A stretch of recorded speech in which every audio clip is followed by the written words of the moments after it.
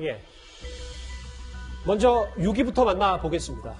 예정대로라면 이번 주 금요일 국내에서 처음으로 코로나 백신 접종이 시작이 됩니다.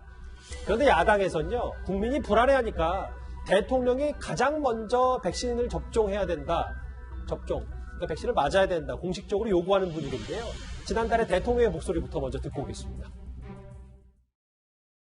만약에 정말 백신에 대한 불안감이 아주 높아져서 백신을 기피하는 상황이 되고 그렇게 해서 뭔가 솔선수범이 필요한 상황이 된다면 저는 그것도 피하지 않겠습니다.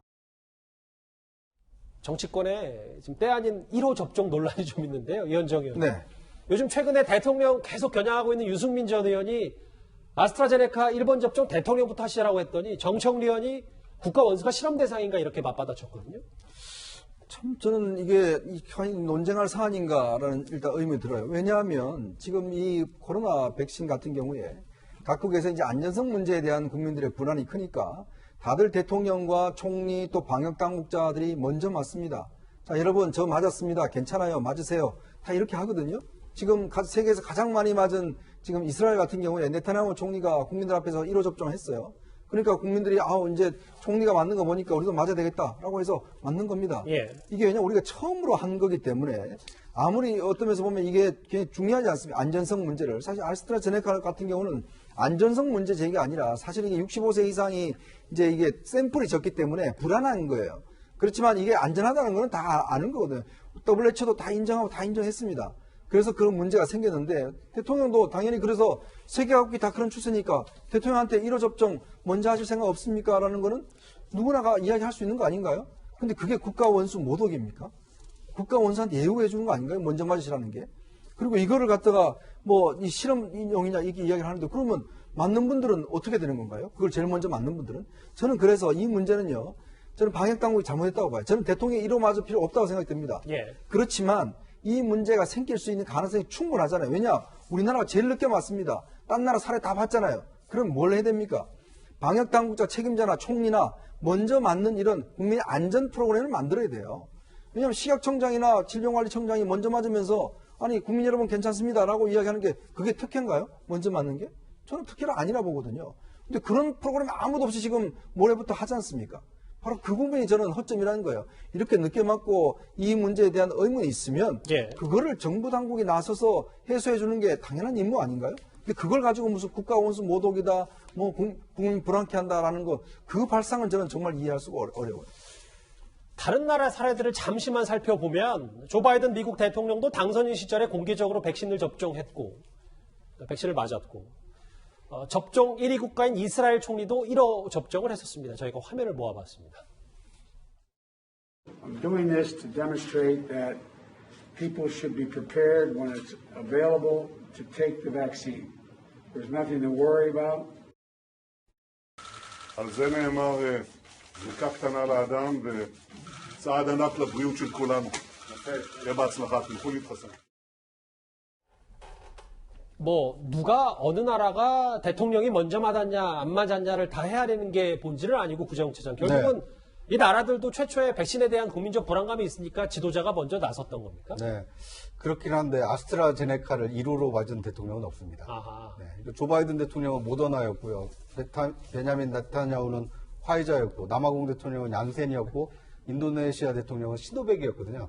그러니까 아스트라제네카의 경우에는 65세 이상 고령의 환자는 아니지만 고령의 사람이 맞았을 때 부작용이 상당히 좀 많이 나타나기 때문에 좀 불안하다. 그래서 우리나라도 65세 이상은 이번에 1차 접종 대상자에 지금 빠져 있습니다. 예. 65세 이하의 이제 특정 직업에 종사하는 분들을 먼저 백신을 맞도록 하는데 그런데 공교롭게도 문재인 대통령의 나이가 68세거든요. 그러니까 방역 지침, 백신 접종 지침에도 좀 어긋납니다. 65세 이상은 안 맞기로 했는데 고위험군이니까. 네, 그러니까 68세인 대통령을 맞으라고 하는 것도 약간 좀 억지스러운 측면이 있고요. 다만 아스트라제네카가 부작용이 있어서 국민들이 좀 불안해한다. 그래서 대통령이 먼저 솔선수범해서 맞겠다. 이런 국민적 합의를 통해서 맞는다라면 상관이 없겠지만 대통령이 맞아야 된다, 맞지 말아야 된다. 이걸 가지고 논란을 하는 것 자체는 상당히 좀 소모적인 논쟁이 아닌가 하는 생각이 듭니다. 두 분이 여러 가지 지적을 해주셨는데 이 논란이 조금 커지니까 청와대도 반응을 내놨습니다. 이렇게 얘기하더라고요. 청와대는 지금은 검토하고 있지 않지만 국민적 불신이 있다면 마다할 이유가 없다.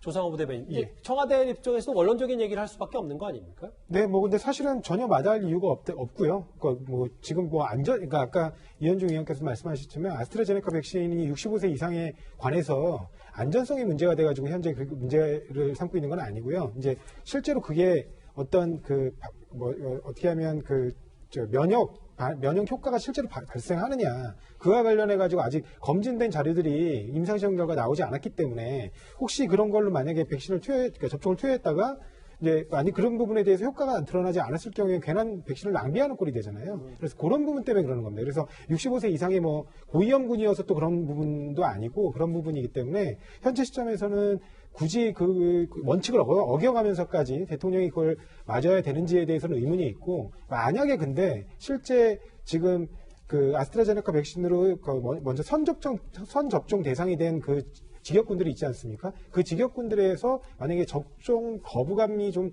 강하게 드러나는 경우에는 그런 부분에 대해서 아무런 문제가 없다라는 점을 대통령 본인이 직접 나서서 이렇게 보여준다는 차원에서 앞으로도 만약에 그런 문제가 있다고 하면 얼마든지 나서서 막겠다 이렇게 발표한 것으로 보입니다. 근데 조상호 부대변인 제가 네. 추가로 질문 드리는 게 이제 국민적인 불안감이 커지면 대통령이 나설 수도 있다라는 발언에 네. 뭐 이게 연동이 되는지는 정확히 모르겠습니다. 실제로 지금 백신에 대해서 여론조사 결과를 보면 여전히 좀 미루겠다는 의견도 절반 가까이가 되니까 네.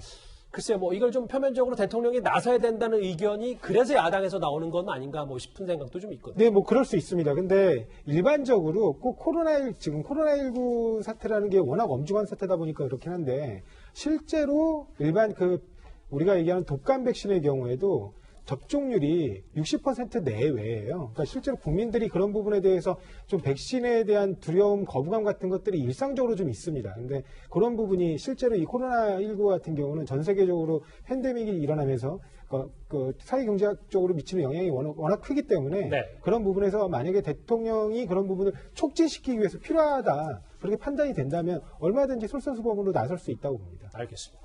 1호 접종 논란이 좀 큰데요. 잠시 저희가 사실관계 하나 바로 잡자면 조 바이든 미국 대통령은 모더나 백신을 공개 접종한 것이 아니라 이 화이자라고 저희가 바로 잡도록 하겠습니다.